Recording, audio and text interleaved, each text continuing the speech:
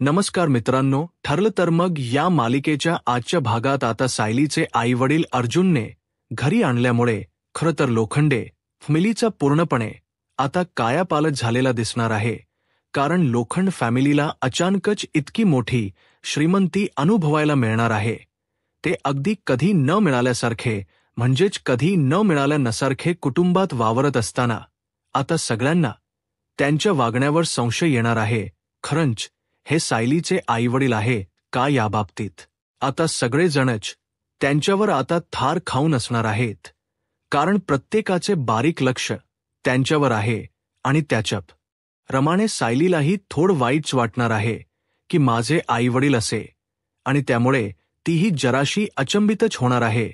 त्याचबरोबर आता जेव्हा मधुभाऊ राहायचे त्या गेस्ट हाऊसमध्ये, त्या रूममध्ये जेव्हा तिच्या आई बाबांना राहायला मिळणार आहे, म्हणजेच मैनाबाई आणि सदाशिव लोखंडेला, त्यावेळेला त्यांच्यात जे काही एकमेकांशी बोलणं होतं, म्हणजेच त्यांचं हे जे काही बोलणं आहे की ही आपली मुलगी आहे की नाही ते माहीत नाही, परंतु श्रीमंती अनुभवायला मिळते तर आपण ती मिळवून घेऊया. आता त्यांचा असा लोचटपणा आणि ते आईवडील सायलीचे नसल्याचे सत्यत यांच्याच तोंडून जेव्हा आता विमल ऐकते, तेव्हा नेमकं पुढे काय घडणार आहे हे आपल्याला आजच्या या भागात पाहायला मिळेल. त्यामुळे व्हिडिओ अगदी शेवटपर्यंत नक्कीच बघा. तर मित्रांनो, आतापर्यंत आपण मालिकेत पाहिलं होतं की अर्जुनने अगदी सायलीचा विचार करून सायलीचे आई बाबा म्हणजेच मैनाबाई आणि सदाशिवला घरी घेऊन आलेला आहे. आणि तिला घरी आणल्यामुळे आता सायलीला खरं तर सुरुवातीला धक्काच बसला मित्रांनो, परंतु नंतर सायलीने हळूहळू त्यांचा स्वीकार केलाय. म्हणजेच अर्जुनने जेव्हा हे सगळं सांगितलं आणि त्या मैनाबाईने देखील लहानपणीची फोटो फ्रेम म्हणजेच कुटुंबाची फ्रेम दाखवल्यामुळे आता सगळ्यांना एक मोठा दिलासा मिळाला की हे सायलीचेच आई वडील आहेत. त्यामुळे आता जेव्हा कुटुंबामध्ये लोखंडे येतात त्यावेळेला आता त्यांना तर ते महाल बघून अगदी चक्क व्हायला झालेलं असतं. कारण आपली मुलगी म्हणजे आपण असे गरीब, आणि आपली मुलगी खरं तर आपल्याला झेपत नव्हती म्हणून आपण दुसऱ्याला दिली होती, पण ती मुलगीच आज इतकी श्रीमंत झाली आहे की खरंच म्हणजे आम्हाला नजर लागेल इतकी श्रीमंत झाली आहे. तेव्हा त्यांना तर खूपच आनंद होत असतो, परंतु एका विचाराने सायली इतकी सोजवळ मुलगी आमची कशी काय असू शकते. कारण बबली ही किती आगाव होती, मस्तीखोर पोर लहानपणी होती. हे सगळं लोखंडे म्हणजेच दोघे जण आणायची, कारण वयाच्या जवळजवळ 7 ते 8 वर्षांपर्यंत ती लोखंडे जवळच होती. परंतु आता मोठ्या झाल्यावरती इतकी सोजवळ कशी काय झाली हा प्रश्न खरं तर दोघांना पडलेलाच असतो. परंतु ते दोघे जणही त्यावर काहीच आता रिएक्ट करत नाहीत. कारण जर इतकी श्रीमंती आपल्याला अनुभवायला मिळणार आहे, इतके वर्ष आपण गरीब परिस्थितीत हलाखीत जगलो, आता जर देव आपल्याला जवळ पैसे आणत असेल तर कशाला आपण तोंड उघडायचं असं त्या दोघांच एकमत आता झालेलं असतं. म्हणूनच ते दोघेही ठरवतात की चला आता आपण दोघेही सायलीचे आईवडील असल्याचं नाटक करूया. म्हणजे कसं आहे, पैसा तर पैसा मिळेलच आणि आपल्याला त्या भिकारड्या घरात न राहता इथे छान महालात राहायला मिळेल, असं त्या दोघांचेही छान असं स्वप्न असतं. त्यामुळे ते दोघंजणी ठरवतात की किती काही झालं तरीही आता कुणालाही काही याबद्दल सत्य सांगायचं नाही, असं त्यांनी आता ठरवलेलं असतं. त्यामुळेच आता सायली जेव्हा त्यांना भेटते तेव्हा ते सायलीवर अगदी खूप माया असल्यासारखं दाखवत असतात की आमची मुलगी आम्हाला सापडली, म्हणजेच आम्हाला खरंच खूप आनंद झालाय, म्हणजे बरोबर ना आमच्या गरिबीचेच हलाकीचे जीवन होतं. तेव्हा आता कल्पनाला ती म्हणते की ताई मला माफ करा, म्हणजे आमची परिस्थिती अशी आणि आम्ही अचानक तुमच्या घरी आलो. खरं तर यांनी अर्जुन दादांनीच बोलावलं नाही. तर तेव्हा मग अर्जुन म्हणतो की हे बघा, आता तुम्ही मला अर्जुन वगैरे म्हणजे किंवा अहो नाव हाक मारू नका, तुम्ही मला सरळ अर्जुन बोला, कारण मी तुमचं जावई आहे की नाही असं अर्जुन त्यांना म्हणतो. तेव्हा मग ती म्हणते की बरं, मला अर्जुनने आणलं म्हणून आम्ही इथे आलो. खरं तर आम्ही इथे आलो नसतो, म्हणजे माझी मुलगी इतकी श्रीमंत घरी आहे आणि आम्ही इतके असे, तेव्हा लगेच कल्पना म्हणते की हे बघा, असं तुम्ही बोलू नका. खरंच तुम्ही आम्हाला जी काही सून दिली आहे ना, ती इतकी अनमोल आहे की तुम्हालाही माहीत नाही. म्हणजे जवळजवळ वयाचे कितीतरी, ती 20 ते 22 वर्षांपूर्वी हरवली होती. म्हणजे तुम्हाला खरंच माहीत नाही तुम्ही काय सोनं गमावलं होतं. त्यावेळेला लगेचच सायली तिच्या होला हो करत म्हणते की हो ना, अगदी अगदी बरोबर बोलताय तुम्ही. म्हणजे खरं तर आमची परिस्थिती ही हालाकीची झालीच, कारण आमच्या घरातली जी आमची लक्ष्मी होती तीच आमच्या घरात नव्हती. तर मग काय करणार, त्यामुळेच तर अशी घरात परिस्थिती आली होती. आमच्या असं सगळं मुद्दाम ती बोलून सायलीच मुद्दामच त्यांच्यासारखंच कौतुक करून दाखवत असते. त्यावेळेला खरं तर हे सगळं होत असताना अस्मिता बोलते की हो बरोबर आहे, म्हणजे ना कसं आहे ना की ते काही झालं तरी ही सायली ही खरंच खूप चांगली आहे. अगोदर आम्हीही खरं तर तिला ओळखण्यात चुकलो होतो, परंतु खरंच तुमची मुलगी ही खूप चांगली आहे. हा असं म्हणून आता अस्मिता पण तिचे कौतुक करत असते. तेव्हा आता अस्मिताकडे ती वर खाली बघतच राहते, कारण अस्मिताच्या अंगावरती जे काही सोनं असतं किंवा कल्पनाच्या अंगावर जे काही सोनं असतं ते बघून ना त्या मैनाबाईचे अगदी डोळेच फिरत असतात. म्हणजे हे इतके श्रीमंत आहेत, यांच्या घरात हे घरात वावरतानाही इतकं सोनं वापरतात. म्हणजे यांची किती बाबा श्रीमंती असेल. म्हणजे एखादा दागिना जरी इथे चोरला विरला तरी काहीच कोणाला कळणार नाही, असं मैनाबाईच्या डोक्यात फिरत असतं. परंतु ती विचार करते की नको, आता काही करायला नको. म्हणजे इथे काही दिवस आपण छानपैकी राहूया, इथला पाहुणचार करूया. म्हणजे मोठ्या यांचं काय जेवण असतं, त्यांचा काय नाश्ता असतो, हे सगळं तिच्या डोक्यामध्ये आता प्लॅनिंग फिरत असतं. म्हणजे अचानकच आपल्या पदरात देवाने सोनं टाकल्यासारखं तिला वाटत असतं. खरं तर त्यांचं ते काही वागणं असतं ते प्रिया बघत असते. प्रिया म्हणते की हे माझे आईवडील शोभतात अगदी, म्हणजे सगळ्याकडे, अगदी सगळ्या घराकडे टकामका बघतायत. म्हणजे हे श्रीमंत नाही, म्हणजे हे घरी असल्यामुळे यांना ही श्रीमंती पहिल्यांदाच बघायला मिळाली ना. अगदी बरोबर माझ्यासारखं, म्हणजे मीही काही वर्षांपूर्वी असेच आले होते ना, तेव्हाही मला असंच वाटलं होतं की किती सुंदर आणि श्रीमंत घर आहे, इथेच राहिलं पाहिजे. तसंच यांच्या आहे बरोबर, अगदी माझे आई बाबा शोभतात, असं मनातल्या मनातच प्रियाता बोलत असते. त्यावेळेला सायली त्यांना म्हणते की या ना आई बाबा, आता तुम्हाला इथेच राहायचंय. तेव्हा मग ते म्हणतात की नाही, अगं पोरी, आम्ही लेकीच्या सासरी कसं काय राहू शकतो. छे, म्हणजे खरं तर त्यांच्या मनात असंच तर राहायचं, परंतु सगळ्या जणांनी त्यांना असं बळजबरी केल्यासारखं, म्हणजे बळजबरी करावी असं त्यांना वाटत असतं. त्यावेळेला मग ते म्हणत असतात की खरं तर इथे राहणं आम्हाला पटत नाहीये, योग्य वाटत नाहीये. हे लेकीचं आमच्या सासर आहे की नाही. मग त्यावेळेला लगेच अर्जुन म्हणतो की नाही, हा असं नाही आई बाबा, तुम्हाला ना इथे राहावंच लागणार आहे. आता मी तुम्हाला इतका आई बाबा म्हणालोय, तुम्ही मला मुलगा म्हणा आणि इथे राहा काही दिवस, हरकत नाही. म्हणजे लेकीच्या घरी राहा तुम्ही, म्हणजे तुम्हाला कळेल की तुमची लेक किती आनंदात आहे. इतके वर्ष तर तुमची लेक ही तुम्हाला म्हणजे मिळाली नाही, परंतु आता मिळाली. हे देवाचे आपण आभार मानूया आणि इथेच राहा. तेव्हा मग हे सगळं आता प्रिया बघते आणि म्हणते की झालं, आता हे म्हातारी इथेच थांबणार आहेत का. त्याचबरोबर हे होत असताना आता लगेचच प्रताप आणि कल्पना म्हणतात की हो, अगदी बरोबर बोलतात सायली आणि अर्जुन, तुम्हाला इथेच राहायच काही दिवस. आणि आता दिवाळी पण आहे, त्यामुळे दिवाळीच्या तोंडावर तुम्हाला आम्ही असं जाऊच देणार नाही. आणि तुम्ही आमचे व्याही आहात, तर तुमचा पाहुणचार आम्हाला केलाच पाहिजे. इतका आनंद झालाय म्हणून सांगू. म्हणजे सायली इतक्या वर्षांपासून आई वडिलांच्या प्रेमाला असुसलेली होती. तिचे आई वडील कोण होते हेच त्या बिचारीला माहीत नव्हतं. त्यामुळे आता जर तुम्ही सापडलात तर असं तुम्हाला आम्ही जाऊ देणार नाहीये. त्यामुळे तुम्हाला इथेच राहायचंय. आता हवं तर तुम्ही कायमचे राहिलात तरी काही हरकत नाही आमची, आणि अर्जुन म्हणतो की हो अगदी बरोबर बोलते माझी मॉम, म्हणजे कसं आहे ना, तुम्हाला आता इथेच राहायला मिळालं तरी चालेल. सायलीचे आई वडील जर तिच्या सोबत असतील, म्हणजे इतके वर्ष तर नव्हतात, मग आता तिच्या सोबत राहणं काय हरकत आहे. खरं तर आता मैनाबाई आणि सदाशिवच्या मनामध्ये अगदी लाडूच फुटायला लागलेले असतात. म्हणजे आपण इतके दिवस इथे राहणार म्हणजे आपली मज्जाच मज्जा.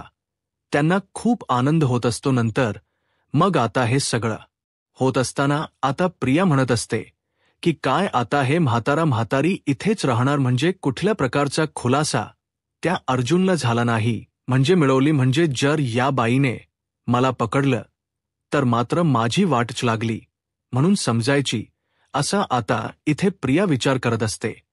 त्यानंतर मग हे सगळं घडत असताना, हे सगळं होत असताना सायली आता विचार करते की काही झालं तरी माझे आई बाबा इथे राहिलेच पाहिजेत, आणि ती पण त्यांना आता ठेवत असते. आणि हे सगळं झाल्यानंतर मैनाबाई आणि सदाशिव हे म्हणतात की बरं ठीक आहे, आता तुमच्या बोलण्याला, तुमच्या आमंत्रणाला आम्ही नकार देत नाही, आणि म्हणूनच आम्ही इथेच थांबतो.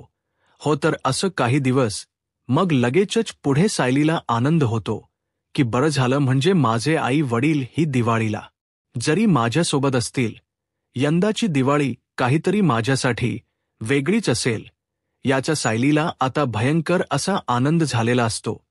त्यामुळे ती म्हणते की खरंच आई बाबा तुम्ही इथे राहा, मला खरंच खूप बरं वाटेल. आणि अर्जुनला बघून सायली खूप खुश होत असते. त्यावेळेला आता कल्पना म्हणते की बरं सायली, यांना राहण्यासाठी आपण जी गेस्ट रूम ठेवली आहे ना, म्हणजेच मधुभाऊंची खोली होती, त्या खोलीमध्ये तू यांना ठेव काही दिवस, मग आपण बघूया तेव्हा. सायली म्हणते की बरं ठीक आहे ममा आई, चालेल. असं म्हणून ती पण आता कल्पनाला जाऊन मिठी मारते. खरं तर तिलाही आता खूप आनंद झालेला असतो की माझ्या आई बाबा आता इथेच राहणार आहेत, म्हणून ती खूप आनंदित असते. तर त्याचबरोबर इथे आता हे सगळं होत असताना मैनाबाई आणि सदाशिव दोघांना आनंद होतो की चला, म्हणजे माझं दुकान बंद करून आलोय तर मी पण आता इथेच राहण्याची वेळ येते की काय. तेव्हा आता देवा तुझे लाख लाख आभार, असं दोघंजणही अगदी म्हणत असतात. सदाशिव म्हणतो की खरंच यंदाची दिवाळी ना आपली अगदी बेस्ट दिवाळी असणार आहे बरं का, म्हणजे ही लेक आपण आपली मुलगी ही दुसऱ्या कोणाला देऊन टाकली, आणि त्यानंतर ती अचानक आपल्याला अशा अवस्थेत सापडली. म्हणजे तुम्हाला वाटते का की हे काही योगायोग असेल की नक्की काय असेल. तेव्हा आता तोम म्हणतो की असे ना का काही असू दे, परंतु मला तर खूप आनंद झालाय आता. सायली पण खूप खुश असते. अर्जुन म्हणतो की काळजी करू नको, सगळं काही व्यवस्थित होईल सायली. आता तुझे आई बाबा इथे आहेत की नाही, आता तुला कायमच्या आनंदित राहायचंय, किती काही झालं तरीही तुला आता आपण त्यांनापासून कधीच वेगळं करणार नाही. तुला हवं तर आपण त्या आई बाबांना इथेच ठेवून घेऊया, मी त्यांना रिक्वेस्ट करेन माझ्या वतीने. हो तर, आणि त्यांना इथेच राहायला सांगेन मी.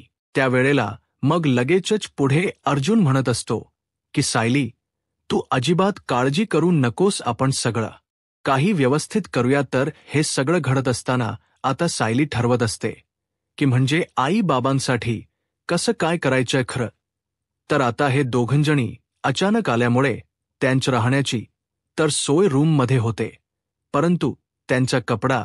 तेव्हा आता ते अर्जुनला म्हणतात की खरं तर म्हणजे आम्ही इथे येताना असं काहीच घेऊन आलो नव्हतो, आणि तुम्ही अचानक खरं तर इथे आम्हाला राहायला सांगितलं, मग आता काय.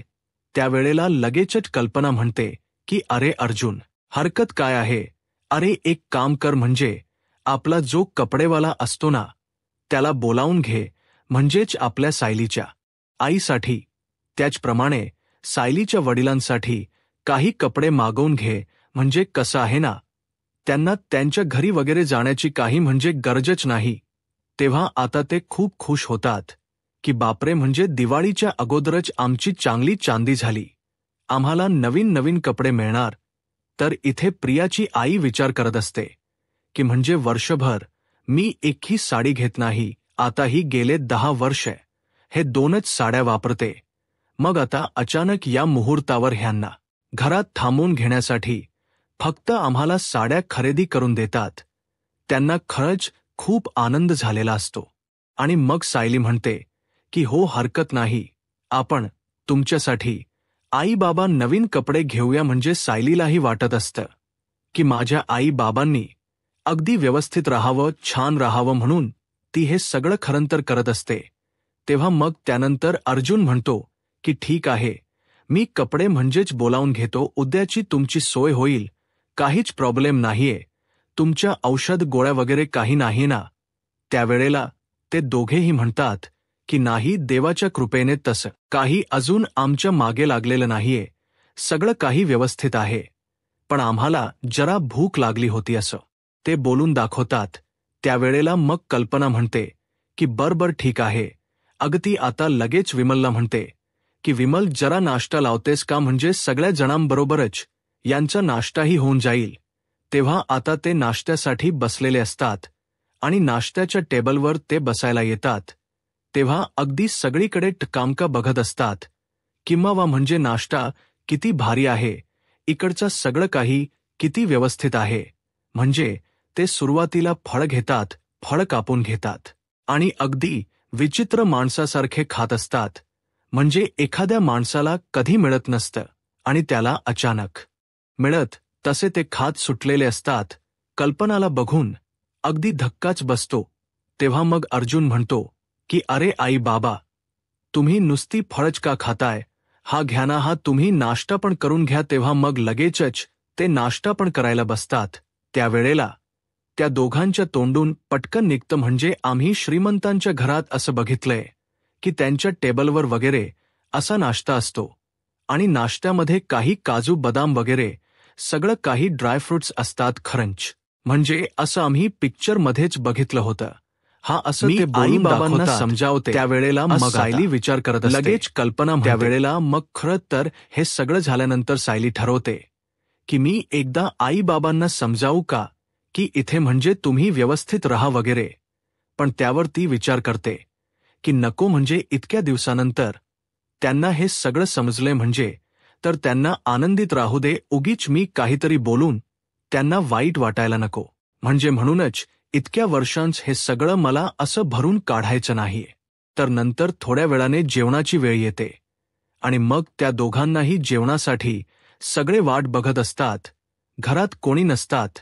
परंतु मग विमल म्हणते की मी एक काम करते, मी ना त्यांना जरा बोलवण्यासाठी जाते. खरं तर ते अजून आलेले नाहीयेत. मी बोलावून म्हणते सायलीताई, तुम्ही जेवण वाढायला घ्या, असं म्हणून विमल आता त्यांना बोलवायला जाते. आणि त्याच वेळेला ती त्यांना बोलवायला जात असताना म्हणते की बळ, तुम्ही वाढायला घ्या, मी येते. आणि विमल जाते आणि त्यांच्या दरवाजावर त्यांना काहीतरी आवाज येतो.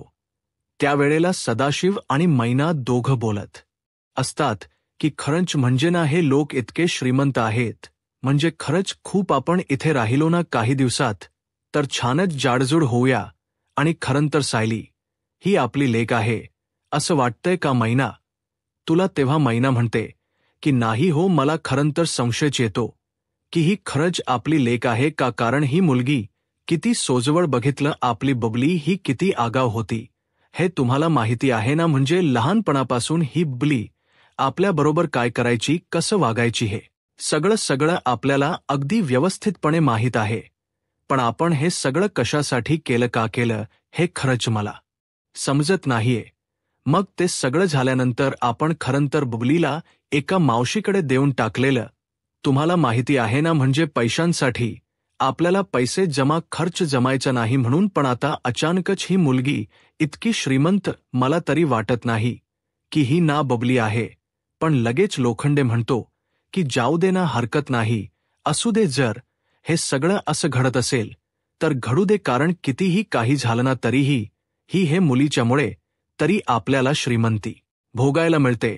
तर ही श्रीमंती चांगली आपण उपभोगूया आणि मजा करूया. हे सगळं आता विमल तिथून ऐकत असते आणि विमल हिला धक्काच बसतो. ती म्हणते की यांच हे सगळं काय बोलून चालू आहे, म्हणजे सायलीचे आईवडील नाहीयेत, म्हणजे जो काही आपल्या आम्हा सगळ्यांना प्रश्न पडलेला ते खरंच अगदी म्हणजे हे फक्त इथे मस्त मजा मारायला म्हणून आलेत. खरं तर यांना काहीच पडली नाही. सायली वहिनीचे जे काही संस्कार आहेत ते पाहत आहे. हिचे आईवडील तर शोभतच नाही असाही विमलच्या डोक्यामध्ये विचार येतो आणि त्यामुळे मग विमल ठरवते की हे सगळं जाऊन कल्पनाला सांगायचं, कारण की जर सायलीला सांगितलं तर सायलीला काहीतरी वाटू शकतं. इतक्या वर्षानंतर आईवडील सापडले याचा आनंद बिचाऱ्यांच्या चेहऱ्यावर आहे. मग कल्पनाला हे सगळं जाऊन सांगितलं पाहिजे. म्हणूनच आता ती ठरवते की मी कल्पना वहिनीला सगळं जाऊन सांगणार आणि कल्पनाला आता सांगितल्यानंतर कल्पना ठरवते की आता मला पूर्णपणे बारीक लक्ष ठेवायला हवं, म्हणजे सायलीच्या आई बाबांकडे त्यांच्या बोलण्यातून जर काही असं व्यक्त होत असेल तर नक्कीच मला लक्ष ठेवायला हवं. म्हणूनच आता कल्पना ठरवते की सायलीचे आई बाबा आणि त्यांचं राहणं किंवा आजूबाजूच्या सगळ्या गोष्टी यावरून आता ती ठरवते की पुढे काय करायचे आणि खरंच हे सायलीचे आई बाबा आहेत की नाही याचा शोध घेण्याचा आता कल्पनानेच ठरवलेला असतो. मग आता सदाशिव आणि मैनावती यांचा खरं कसा शोध घेणार आणि या भूतकाळात शिरून जर ते प्रियाचेच आई बाबा आहेत हे जर तिला समजणार, तेव्हा आता पुढे काय होईल हे पाहायला आत्ताच माझा महाराष्ट्र या यूट्यूब चॅनलला सबस्क्राईब करा. धन्यवाद.